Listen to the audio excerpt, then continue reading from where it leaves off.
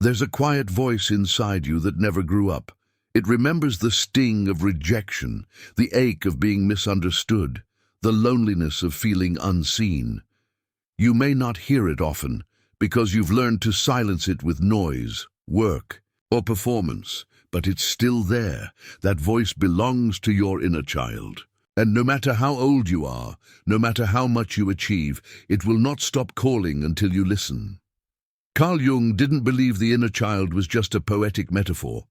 He saw it as a vital, living reality within the psyche, a part of us that holds not only our wounds, but also our joy, our playfulness, our imagination, and our capacity to feel deeply. But when the child within is ignored or suppressed, we begin to fracture.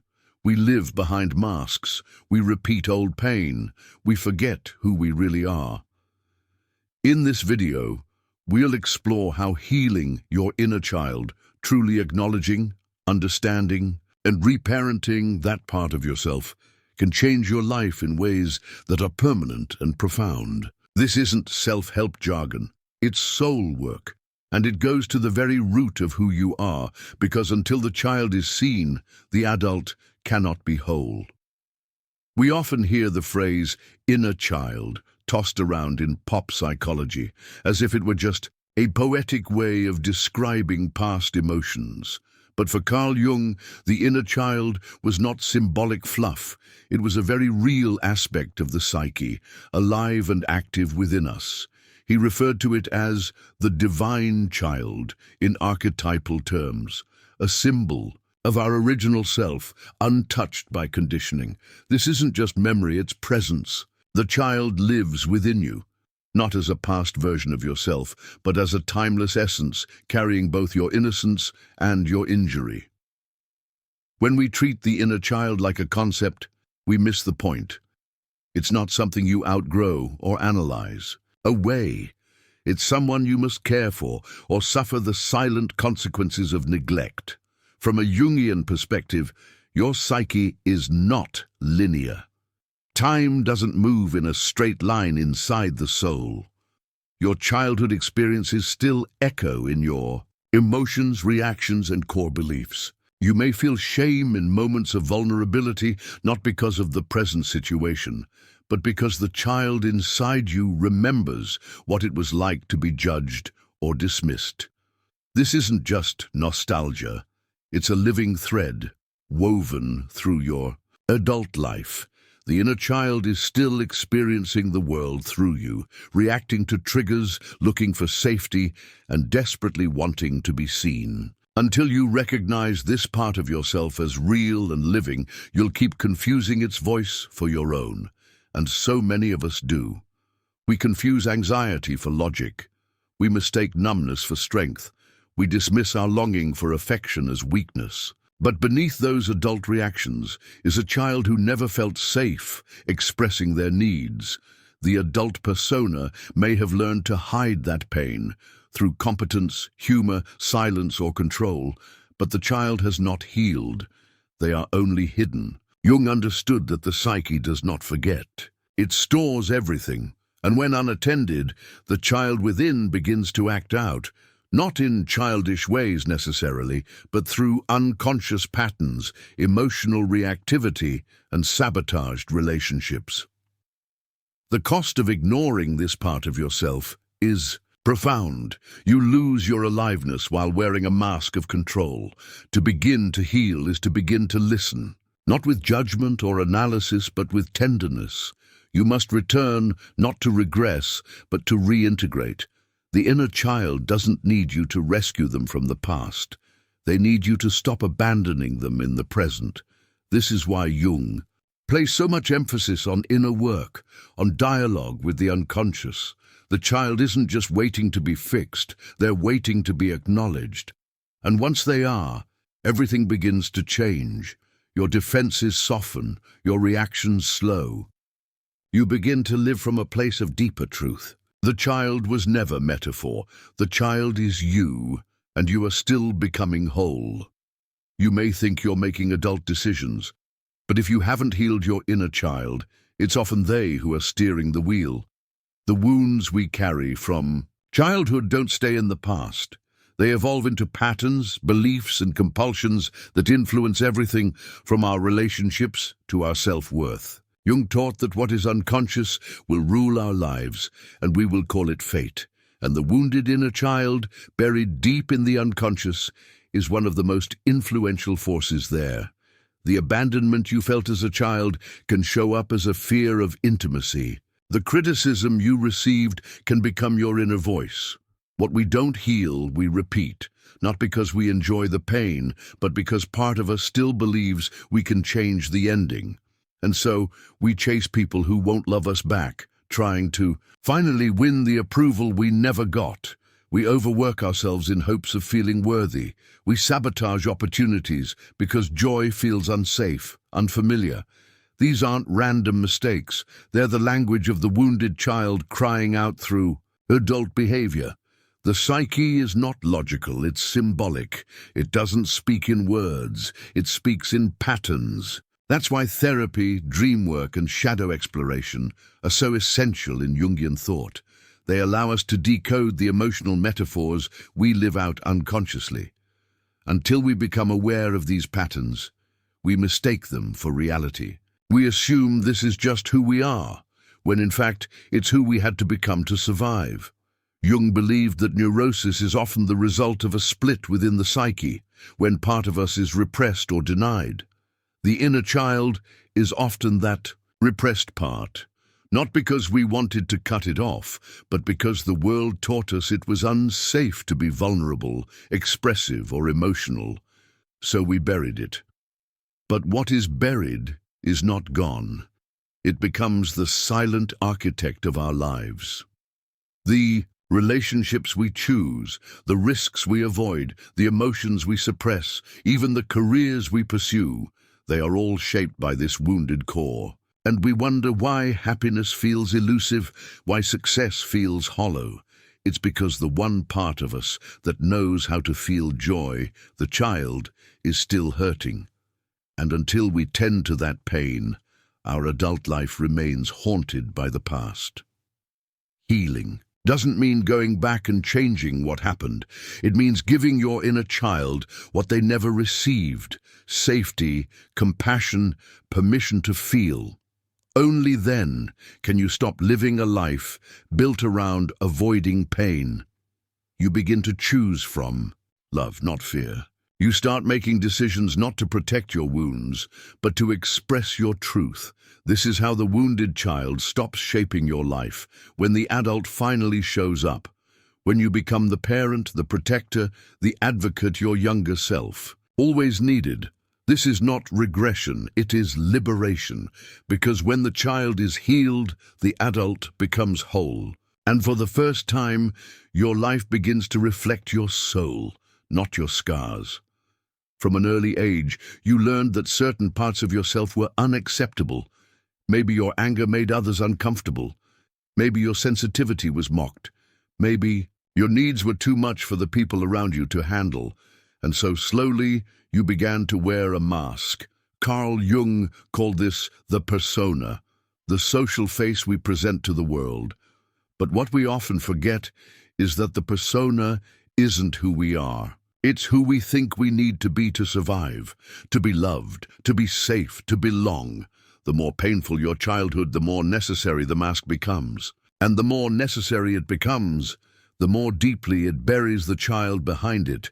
The mask can be charming, competent, funny, agreeable, successful. But underneath it is often a core that feels unworthy, ashamed, or frightened. The persona helps you function, but it also traps you in an identity that isn't yours. Jung warned that over-identification with the persona leads to a false life, a life spent performing, not living. Eventually, we forget there's even a difference. We start confusing our mask with our soul.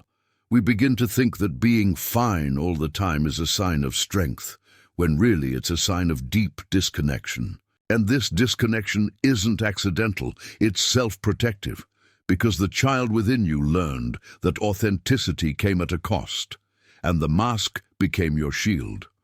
But that shield has a price.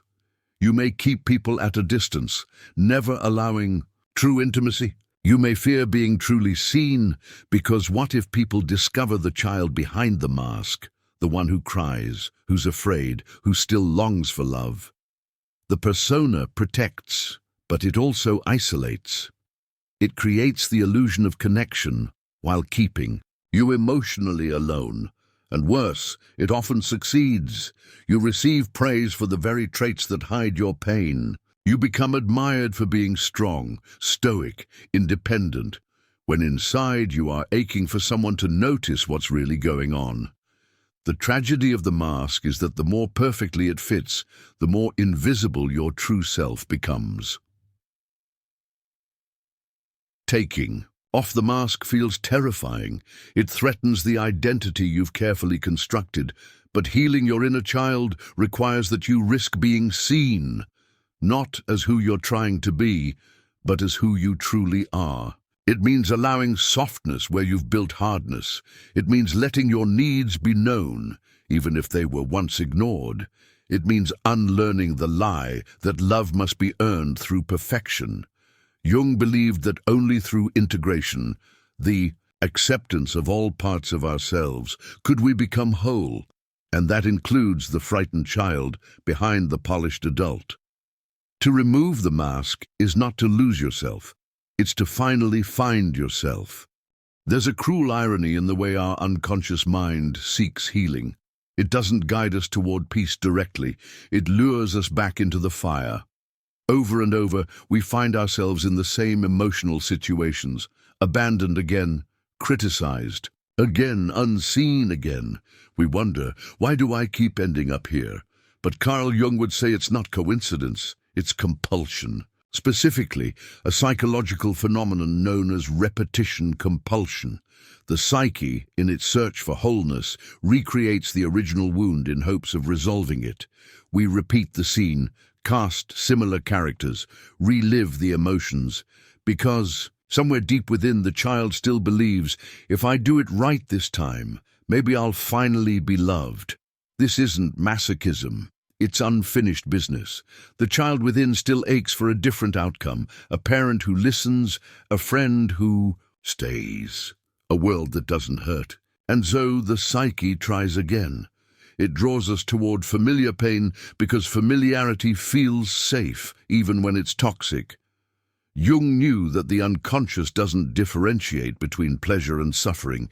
It moves according to symbols and unresolved archetypal energy. If your early experiences taught you that love equals abandonment, your adult relationships may mirror that exact dynamic. Not because you enjoy the hurt, but because some part of you believes healing might come through reenactment. But healing never comes this way. Each repetition only reinforces the original wound. The inner child is not trying to sabotage your life, it's trying to rewrite the story. Yet, without conscious awareness, this cycle becomes a trap. You may believe you're making free choices, when in truth, you're following the same script written in childhood. That's why Jung emphasized the need for individuation, the process of becoming conscious of who you truly are, apart from the conditioning of your past. Until you shine a light on these patterns, you will remain bound by them, mistaking fate for freedom and compulsion for choice. The first step out of repetition is not resistance, it's recognition. When you begin to see the thread that links your pain across time, you reclaim your power. You stop asking, why is this happening to me again? And start asking, what part of me is trying to speak through this? The answer will often come from the child within, the part still waiting for closure, for love, for understanding. And it's through conscious inner work, not external repetition, that healing becomes possible. When you meet that child with compassion instead of recreation, the cycle breaks, the story changes, and for the first time, you begin to write a life that isn't built on your wounds, but on your truth. Carl Jung defined the shadow as the part of ourselves that we repress, deny, or disown. Everything we were taught not to be, or not allowed to feel.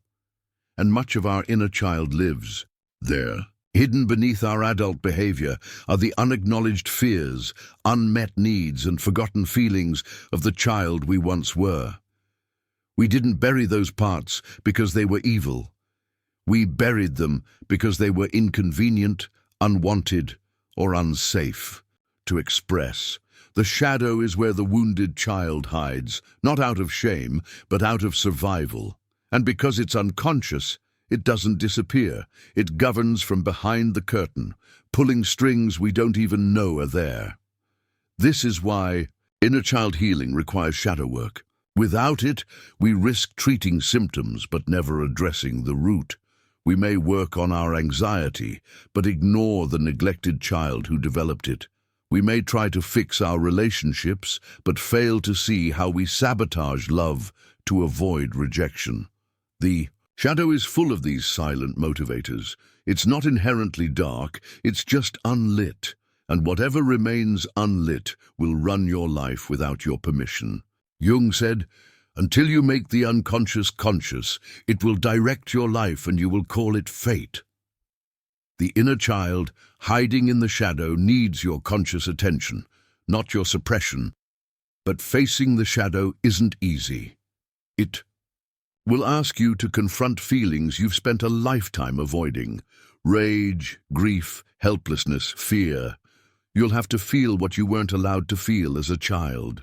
You'll have to revisit the moments when your boundaries were crossed, when your truth was silenced, when your spirit began to fracture in small but devastating ways. The adult part of you may resist, insisting, "It wasn't that bad," or "That's all in the past." But the inner child knows better. The child remembers. And true healing only begins when the adult becomes willing to see what the child had to carry alone. Integrating the shadow means embracing what you once feared in yourself.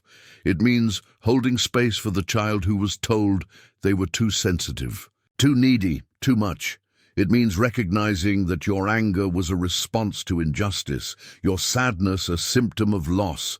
When you stop fighting the shadow, you start listening to it. And what you'll hear isn't evil.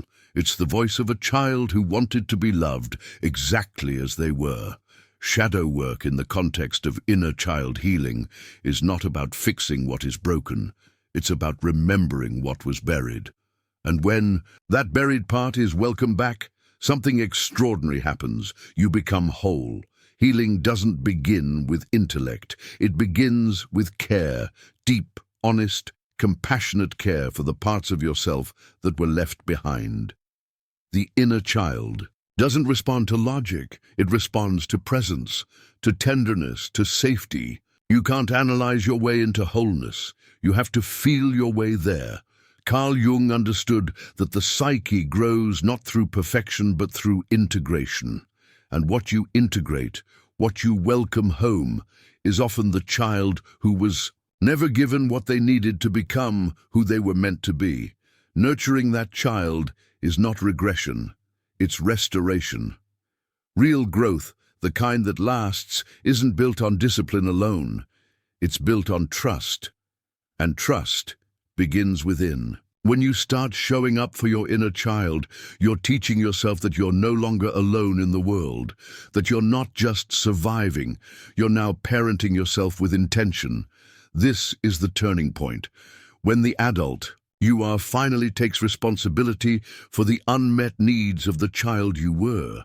That's not about blame, it's about becoming the source of healing. And ironically, it's only through meeting these childhood needs now, love, safety, acknowledgement, that we finally outgrow them. That's when emotional maturity begins. Nurturing the inner child doesn't mean indulging every impulse or staying stuck in old wounds. It means creating a safe emotional environment inside your own psyche. It means learning how to comfort yourself without numbing, to set boundaries without punishing yourself, to rest without shame. Many people think growth means pushing harder, working more, fixing flaws. But that kind of self-improvement often comes from self-rejection. Jung's psychology was not about fixing the self, but befriending it. The inner child is not an obstacle to growth, it's the door to it. Because when that child feels safe, your entire inner world begins to soften and expand. What follows is subtle but profound. As the child within begins to feel nurtured, your external life begins to shift. You no longer chase validation because you've learned to validate yourself. You stop repeating harmful patterns because you recognize your worth. You create from a place of joy, not desperation. Real growth doesn't scream for attention. It moves quietly, like roots deepening in the soil. And like any true transformation, it begins where you least expect it. In the small daily acts of kindness, you show yourself. That's where the healing starts. That's where the adult and the child begin to walk together, finally as one. Most people see emotional triggers as something to be avoided, suppressed, or blamed on others.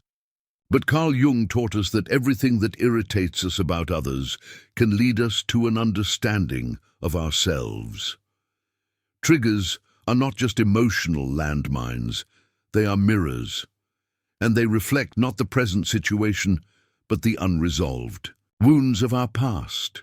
When someone says something that makes your heart race or your stomach twist, the pain isn't always about them. Often it's your inner child, startled and overwhelmed, reminding you of a wound that's still open, still raw, still needing your attention. Triggers are messengers, uncomfortable but sacred. What most people call overreactions are actually age-old defense mechanisms. You're not just reacting to now, you're reacting to then, to a childhood where your feelings were dismissed, your voice was silenced, or your needs were unmet. So when you feel abandoned after a short delay in a text, or furious at harmless criticism, it's not your adult self reacting. It's the child within who once learned that being ignored meant being unloved, or that criticism was a precursor to punishment. Every trigger is a chance to ask, who is really feeling this? How old do I feel right now? And most importantly, what does that child need in this moment? The ego's response to being triggered is often defensive, blame, projection, withdrawal. But the soul's response is curiosity and compassion. It asks, why is this hurting me so deeply? Instead of trying to suppress the emotion, Jungian work invites you to sit with it, to honor it. The trigger is not the enemy, it's the guide. And behind every trigger lies a treasure, a part of you that was never fully seen, never fully loved. If you can pause when you're triggered, not to punish yourself but to listen, you begin to open a dialogue with the wounded child. And in doing so, you shift from reacting blindly to responding wisely. Healing begins not when the world stops triggering you, but when you start interpreting triggers differently, when you no longer see them as signs of weakness or failure, but as sacred invitations to integrate what has long been exiled. You don't grow by avoiding discomfort. You grow by learning how to stay present with it, by choosing to feel rather than flee. Triggers are the soul's way of knocking on the door, asking, will you finally see me now? And every time you say yes, every time you hold space for the discomfort instead of running from it, you reclaim a piece of yourself. One trigger at a time, the child comes home. Before the world told you who to be, how to behave, and what parts of yourself to hide, there was a version of you who was endlessly curious, imaginative, and alive. That was your inner child. And though life may have buried that spark beneath layers of responsibility, fear, and shame, it never truly disappeared. Carl Jung believed that the soul doesn't forget its original language. It waits, and what it waits for is your permission to return to the parts of yourself that once danced, dreamed, laughed without reason. Your creativity doesn't come from effort. It comes from remembering, and remembering is a kind of resurrection. Creativity is not just artistic expression.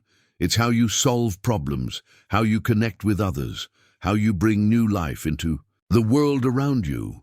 And your inner child is the original architect of that aliveness. When that child was silenced, perhaps by criticism, by trauma, by neglect, your creative energy didn't die. It went underground.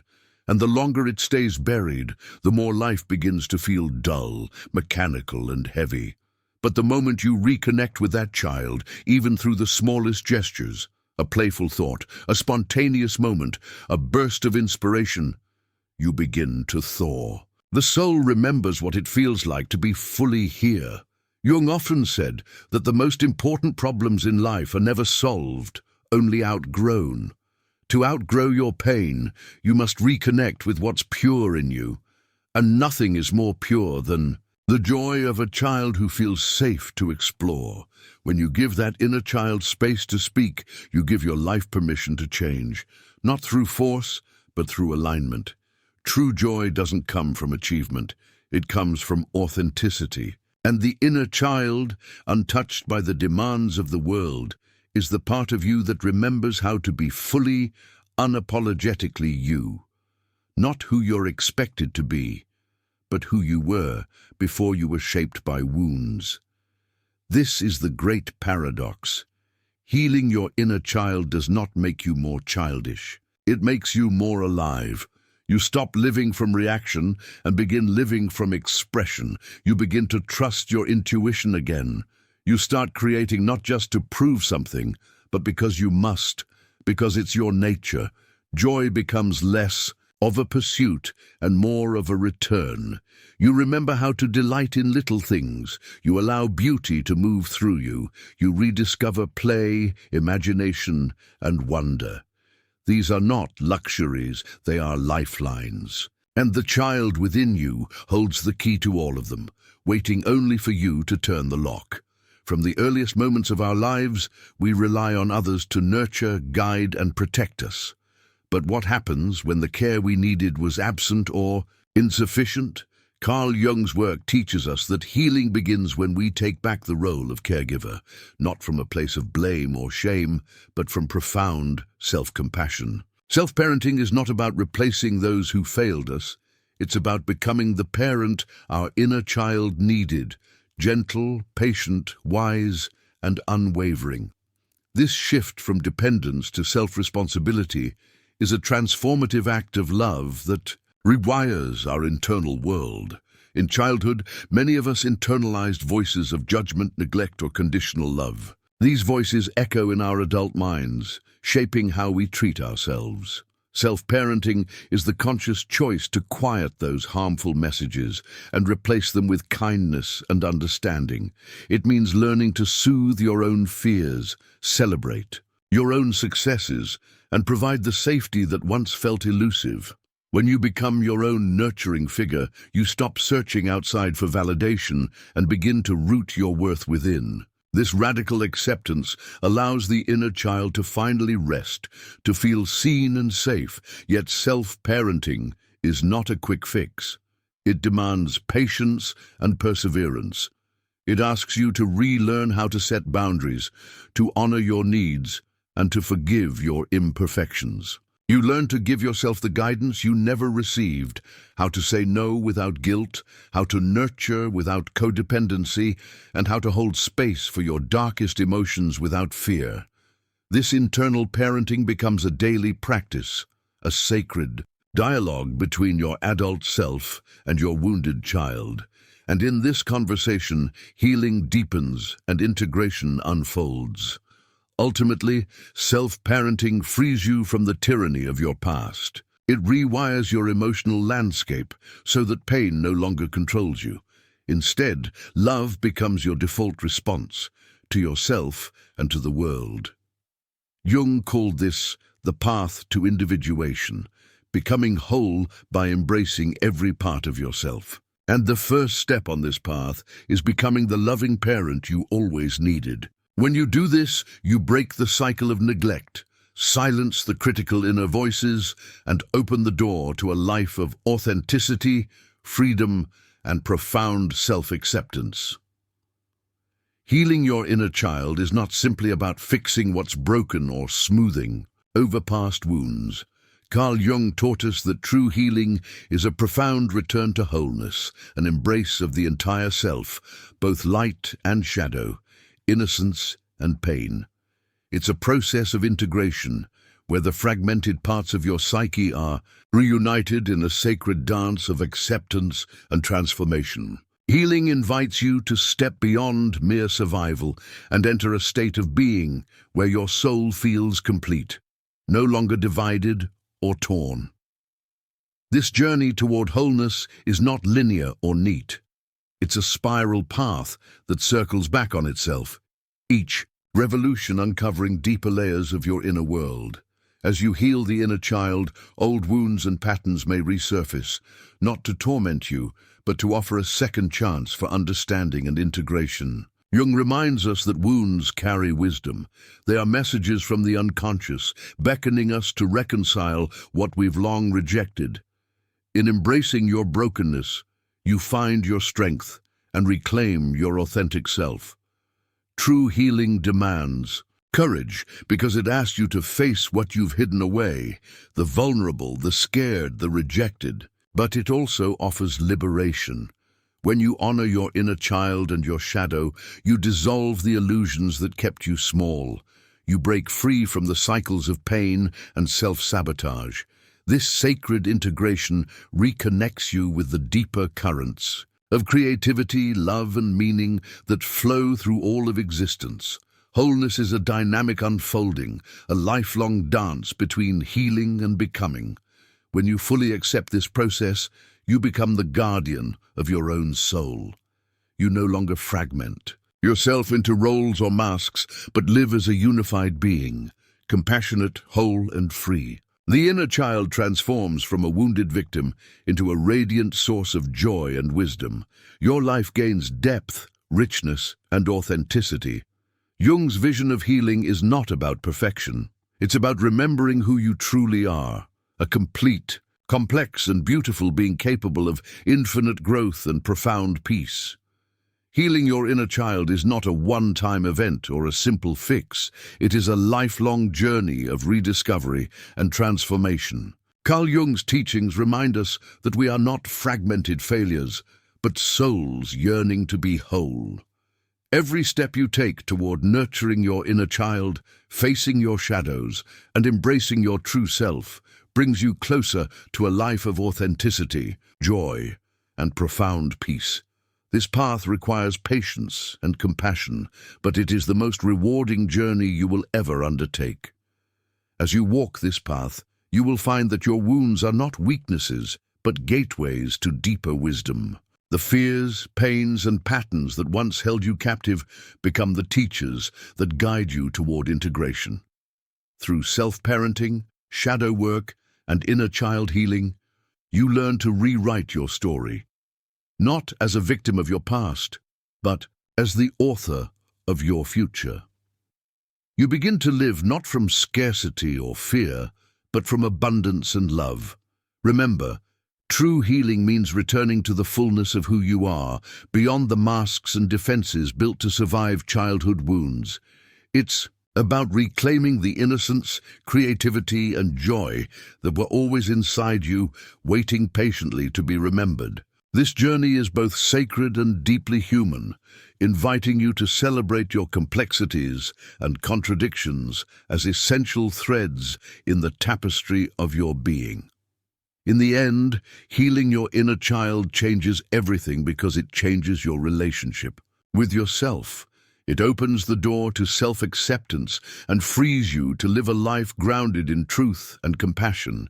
Jung's wisdom calls us to embrace this journey courageously, knowing that by healing ourselves, we also heal the world around us, one radiant whole soul at a time.